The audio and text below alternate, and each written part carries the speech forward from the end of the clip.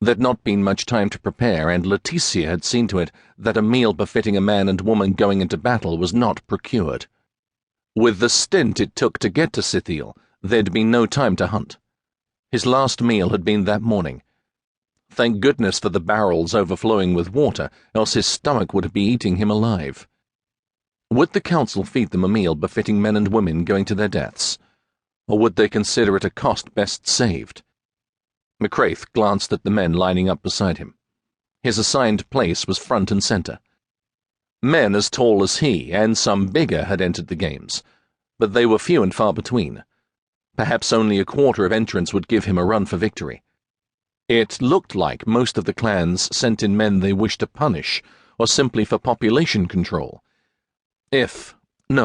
When he won these games, one of the first items of concern on his agenda would be to find a means to do away with the games.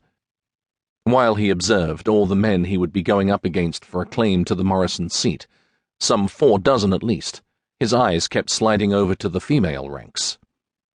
He tried to tell himself it was because he wanted to see the lot of potential brides. After all, he'd have to wed and bed the woman for 5 years at least, and to him, it would maybe a lifetime commitment, because if that union were to bear fruit, he'd not leave any child a bastard as he'd been. No, none of his offspring would ever endure the torment he himself had. So indeed, he was examining the women as they passed him, and those who were already in line. He was taking note of the weaker ones, and the ones who might even be able to take him on in a fight. He searched the lines of women for Rona from his clan, and found her chatting with another woman. Perhaps she'd been smart and was connecting with potential allies. Or mayhap she just needed to pretend she was anywhere but here. Rona was an entrant who'd been sent unwillingly. If there was anything Macrath could have done to be sent off on his own, he would have. But that was impossible. Even still, no matter how many allies Rona had, there were enough behemoth women warriors to crush a half-dozen women opponents at once. If he found her upon the field, he would protect her, pair with her for protection, though she'd likely offer him little. Macrath's gaze roved away from Rona, guilt souring his countenance. It wasn't his fault that Leticia had chosen Rona, but it could be his fault they'd sent in entrants at all. It was not required for the clans to send in fighters. But if they did not, they'd have to stay to themselves. No growth in power or coin. Staying stagnant for 5 years was a lot to ask of an ever-populating holding.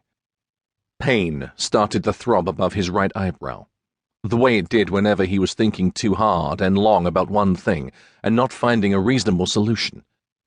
Swallowing away his ire, he again assessed the prospective bride pool. Aye, he may have been giving the illusion of looking through the throngs and assessing every entrant, but what he was really trying to do was find the gorgeous lass he'd encountered by the water barrels. A spark of interest had ignited within him the moment he laid eyes on her. A tiny flame he'd not yet been able to extinguish. Macrath rarely messed with women, unless the physical need reached a point at which he might engage in brawling in order to release some pent-up energy. But even then, he took precautions to ensure no bastards came of the frenzied unions. So why now did he find himself desiring Ceana? Why, when nothing could come of it? A vision of her flashed in his mind as he assessed the faces and hair of the women lining up in a myriad of muted and bright-coloured plaid gowns. Wild auburn hair had framed her face in wet tendrils. Almond-shaped eyes, the colour of the sea lined with dark, long lashes. Skin that was creamy enough to think she'd taken a bath in milk and spice. Though her gown had seen better days, probably years before, she carried herself with all the superiority of a royal. She outranked all the others not only in beauty, the strength of her shoulders, but also in her wit. He was impressed that she could be wry and funny in a situation as tense and dangerous as theirs. Another horn blew, vibrating inside Macrath's gut and sending a thrill rushing through him. He curled his fingers against his palm. He was ready for the games to begin. "All right, you pitiful whelps, get to your lanes." The tent steward was joined by the gate steward and 2 other men he'd not seen before. At the man's